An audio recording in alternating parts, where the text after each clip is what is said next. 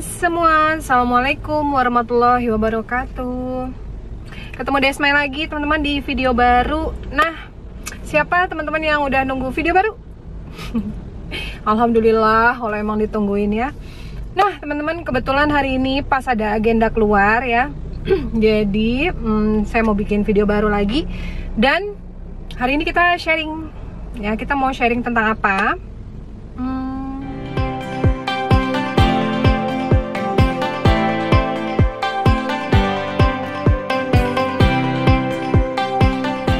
Oke ya, jadi hari ini kita akan sharing tentang mindset lagi sih ya, tentang mindset lagi ya. Akhir-akhir ini jadinya materi video saya itu agak banyak ngomongin tentang mindset ya. Nah hari ini tuh saya kepikiran materinya tuh udah dari beberapa hari yang lalu.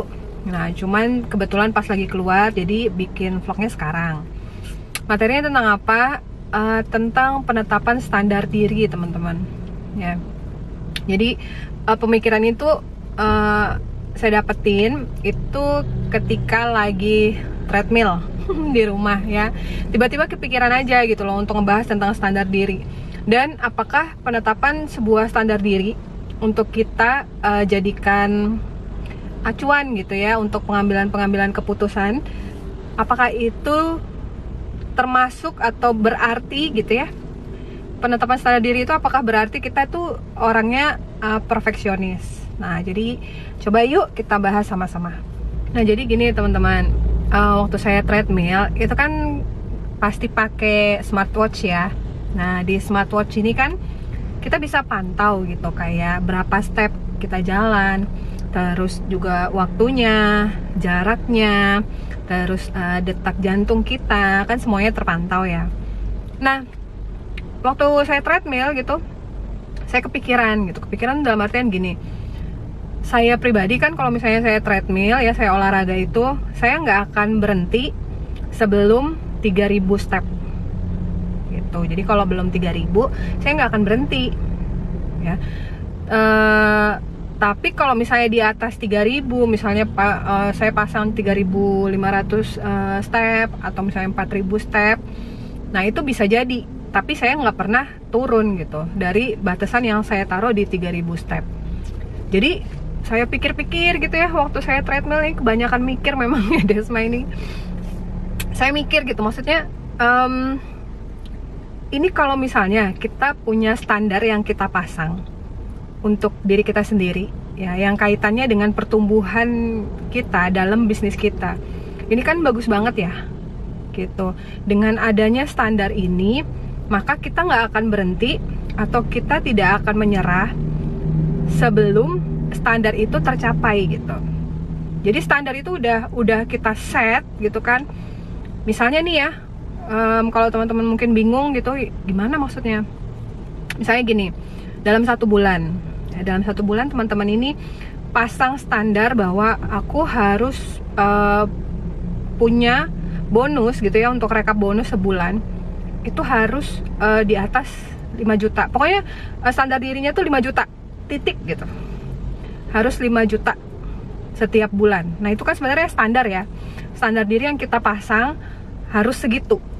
Di atasnya boleh, tapi di bawahnya jangan sampai gitu kan. Maka ketika kita memasang batasan ini, kita tidak akan berhenti untuk memantau sekarang ini bonus sudah berapa ya, ini tanggal berapa ya gitu kan.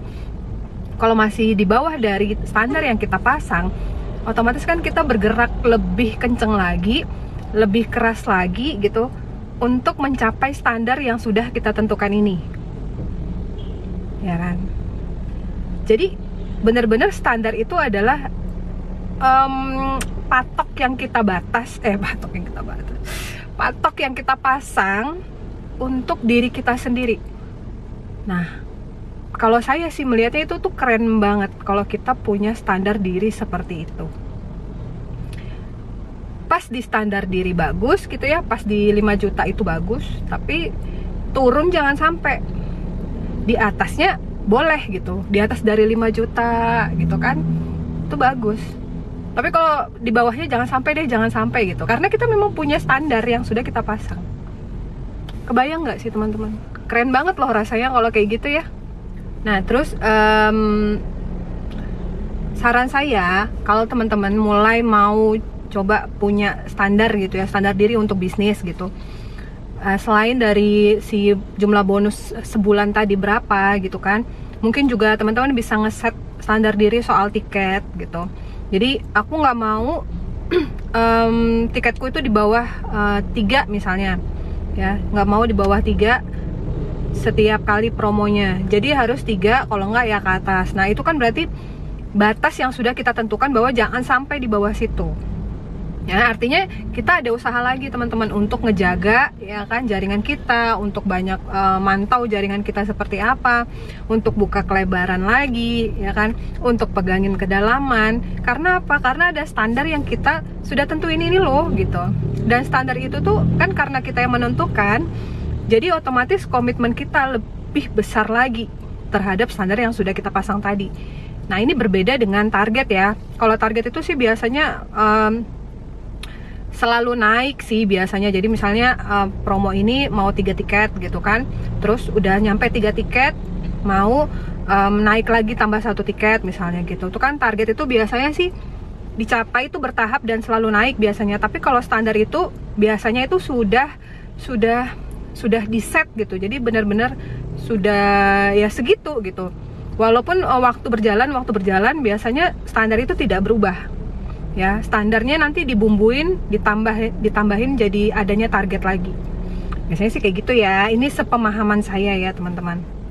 Nah jadi bisa dalam berbagai hal. Jadi kalau teman-teman mau menentukan masalah standar ini ya untuk bisnis, kalau menurut saya nih sebaiknya dimulai dari hal-hal yang kecil-kecil dulu. Nggak usah ngeset standar diri tuh yang langsung gede-gede gitu ya. Yang kecil-kecil itu seperti tadi, misalnya aku bonusku mau sebulan 5 juta, di bawah itu jangan sampai, jadi harus bertahan di 5 juta misalnya gitu. Nah terus gini Mbak, kalau misalnya kita punya standar yang udah kita set gitu, apakah jadinya kita bener-bener tipe yang perfeksionis gitu, nggak boleh di bawah itu gitu kan, karena udah di set kan, jadi nggak boleh di bawah itu kayak tadi misalnya treadmill itu gitu. Apakah kesannya jadi tidak seperti kita itu perfeksionis banget, apa-apa tuh harus jadinya kayak harus sempurna gitu kan, akhirnya jadi tidak realistis gitu. Saya sih tidak melihat seperti itu ya, karena gini, namanya juga standar diri yang udah kita set. Artinya begitu kita ngeset standar itu kita komitmenkan sama diri kita sendiri ya kan. Terus tidak mengabaikan kondisi-kondisi yang kita tidak bisa kontrol. Misalnya gini, ya kita mau bonus kita 5 juta gitu ya, kita udah set. Terus di kenyataannya gitu ya, menuju 1 bulan dari target yang ini nih, kita sakit misalnya ya, sakit, suami sakit, anak sakit misalnya, sehingga waktu kita untuk bisnis kita agak sedikit hilang gitu. Untuk apa? Untuk misalnya kesembuhan diri sendiri, atau kita ngejagain anak gitu ya, ngurusin suami yang lagi sakit misalnya.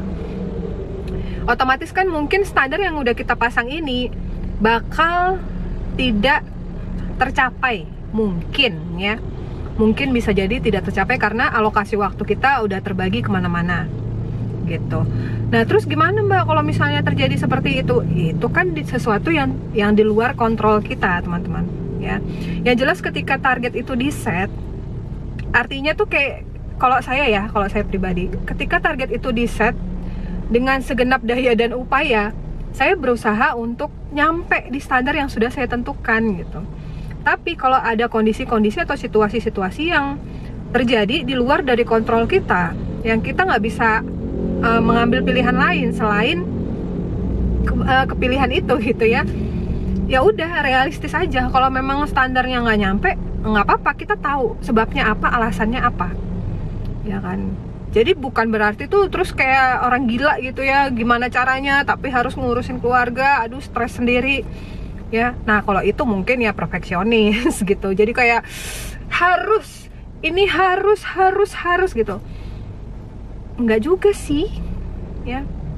Jadi kalau saya tuh tetap ujungnya ya tetap realistis lagi. Kalau misalnya tidak memungkinkan, ya nggak apa-apa, ya berdamai aja sama diri sendiri ya. lihat aja ke kondisinya dan terima aja. Tapi kan masih ada bulan-bulan selanjutnya yang kita kembali lagi ke standar tadi gitu. Jadi bukan berarti 1 bulan ini lepas gitu ya, lolos dari standar yang sudah kita tentukan. Bukan berarti bulan depan kita nggak mengejar lagi standar yang sudah kita tentukan tadi. Ya kan, kita tetap bergerak ke standar itu juga. Ya, jadi enggak lah kalau dikatakan apakah jadinya perfeksionis, nggak boleh kurang sampai kita nggak bisa baca situasi, enggak. Tetap, kalau saya tetap realistis, karena ada itu tadi, ada keadaan-keadaan yang kita tuh nggak tahu teman-teman ke depannya seperti apa. Tapi ketika kita menentukan standar yang kita sudah tentukan itu, ya, kita punya ancang-ancang lebih baik, kita punya kuda-kuda gitu ya. Nanti belum lagi belum memasukin bulan baru, masih akhir bulan nih, tapi kita udah tahu gitu kita mau ngapain aja yang arahnya nanti nyampe ke standar yang sudah kita tentukan. Kira-kira teman-teman sampai sini paham nggak ya? Memang kadang-kadang pemikiran saya ini agak rumit teman. Jadi kalau menurut saya, punya standar diri itu bagus kalau teman-teman tetapkan dulu standarnya, baru teman-teman bikin target. Ya, kemarin-kemarin mungkin ya terjadi kesalahan juga sih. Maksudnya kalau saya kayak bina tim gitu ya, langsung bicara tentang target, langsung bicara tentang goals gitu. Sementara ya mungkin orang-orang ini tuh nggak punya standar diri dulu. Ini kacau juga sih kalau menurut saya. Gimana mau ngejar target kalau standarnya nggak ditentukan? Bener nggak sih? Ya kan? Target itu tuh artinya apa? Target itu biasanya sesuatu yang bentuknya challenge gitu, yang belum pernah dia capai sebelumnya, kan? Terus mau dikejar, ya kan? Untuk bisa nyampe. Nah, biasanya kan target tuh kayak gitu, untuk bisa didapetin. Nah, jadi kayak bentuknya tuh challenge gitu. Kalau menurut saya sih harusnya seseorang sebelum dia menentukan target, dia punya standar diri dulu, harusnya. Ya, jadi standar diri ini adalah yang memang batasan itu tadi. Batasan yang dia punya, yang nanti ya ditambah bumbu tadi kan, supaya nyampe jadi nyampe ke target. Jadi setelah standar diri baru kita set target. Kalau saya sih mikirnya seperti itu, dan baru-baru kemarin itu aja sih saya mikirnya begitu ya. Saya dapat ilhamnya waktu lagi treadmill. Ya, tapi ini semua juga gini ya teman-teman ya. Saya ini sih kadang-kadang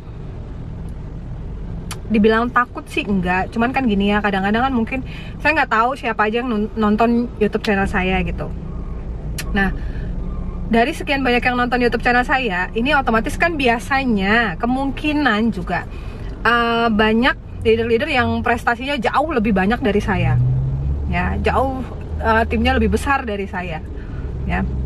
Nah, jadi bisa jadi ada hal-hal yang saya sampaikan antara saya dan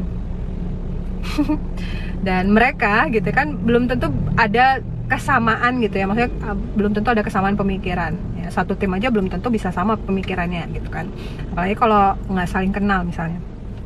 Nah, jadi bisa jadi ada yang bilang bahwa nggak kayak gitu, bisa aja langsung set target, nggak perlu ada standar diri gitu ya. Ya itu tadi ya saya bilang, maksudnya kan kita nggak mesti sama gitu ya. Ini nih yang saya sampaikan adalah sesuatu yang saya pikirkan. Jadi saya pun waktu kemarin-kemarin itu ya gitu sama tim saya itu, saya langsung bantu dia set goal dulu, habis itu bantu set target gitu. Nah, tapi ya itu, semenjak saya memikirkan itu, saya pikir bahwa kenapa nggak teman-teman ini dibantu untuk bikin standar diri dulu. Setelah dia bisa melewati standar-standar diri yang sudah dia tentukan ini, dan dia bisa konsisten gitu di standar diri ini, nyampe terus, baru ayo gitu kita bantu dia menuju ke targetnya dia. Itu sih kalau yang saya pikirin teman-teman. Jadi ya seperti itu tadi ya teman-teman, dari sekian panjang penjelasan saya, pada intinya adalah saya merasa bahwa ketika seseorang itu punya standar diri yang dia sudah tentukan, dia sudah set dari awal, dan biasanya standar ini ya udah pasti menjadi acuan dia sebagai batasan bahwa dia wajib untuk sampai di sana sebelum mengejar targetnya. Itu sih kalau saya ya melihatnya bahwa sepertinya seseorang itu punya power ya di dalam dirinya untuk bisa kuatnya tuh tahan lama gitu teman-teman ya. Teman-teman kira-kira bisa ngerti ya kuatnya tahan lama, maksudnya dia nggak gampang goyang gitu ya, nggak gampang down gitu, terus up lagi, down, up lagi gitu. Karena perjalanan dia untuk menuju kepada standar yang dia sudah pasang ini menjadikan dia itu pribadi yang lebih bisa bertanggung jawab gitu atas apa yang sudah dia putuskan, dan menjadi lebih tahu gitu dia bergeraknya harus seperti apa dan kemana untuk mencapai si standar yang sudah dia tentukan ya. Jadi saya tuh lebih banyak berpikir tentang menciptakan kualitas seseorang dalam dia ngejalanin bisnisnya. Jadi bukan member yang datang hilang, bukan yang kayak gitu sih.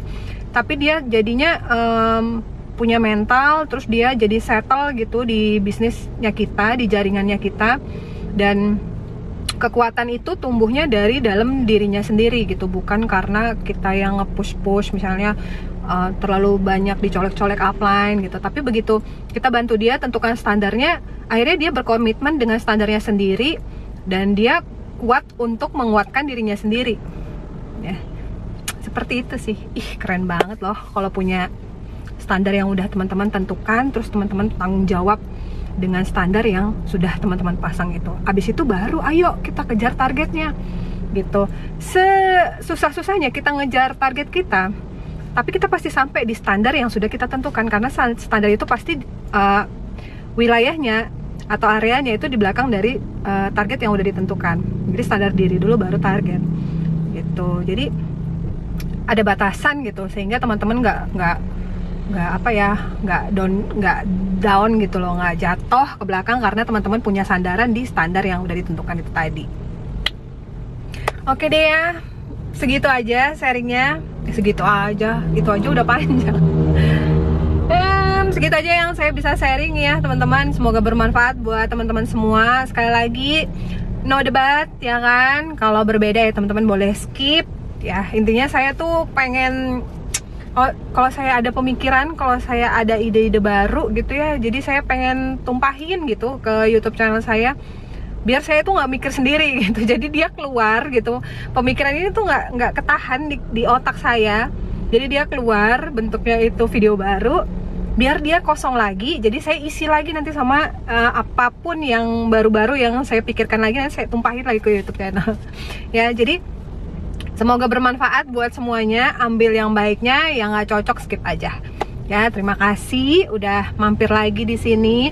Jangan lupa teman-teman, 1, follow Instagram saya, 2, like videonya, dan kasih komentar kalau memang teman-teman dengan senang hati gitu ya untuk memberikan komentar. Dan ya semoga bisa diapresiasi ya, biar saya juga semangat terus bikin video baru. Terima kasih ya, kita ketemu lagi di video yang lainnya. Lever Live with MCI, dadah. Assalamualaikum warahmatullahi wabarakatuh. Bye.